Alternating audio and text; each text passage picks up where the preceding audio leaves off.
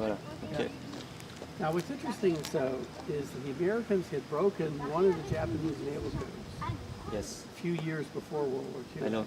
Actually. And then there was another code that they subsequently fixed. So they came out here. So then they had men that would listen in, and they were on the typewriter. They would just type the code, type the ticket, and then they'd tear it off. This is manual typewriters. They'd give it to another person. He would decrypt it. Decrypted. But now it's in Japanese. Ah. Then they had 25 Japanese Americans who were in Working the American here. Army, and they translated the Japanese English. Okay. So that all went. Also, a lot of the people who worked here were women, because the women could listen and they could type fast and get everything In down. the same time. So it was one of the first places the American Army ever actually had women soldiers. Ok. En fait, ici, quand il décryptait, il y avait, comment dire, les filles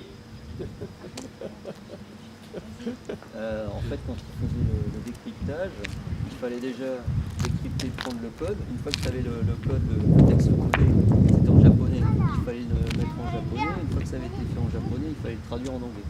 Une fois que tu avais fait ça, tu pouvais le donner à la personne qui était capable d'interpréter justement le message. Parce que les codes, ils étaient cassés depuis des années avant. En fait. Ils avaient le code japonais. How many times before previously the Second World War, they keep the Japanese Yeah, code? few years. Yeah. 3 or 4 years. Yeah, about I don't know that. exactly. Yeah.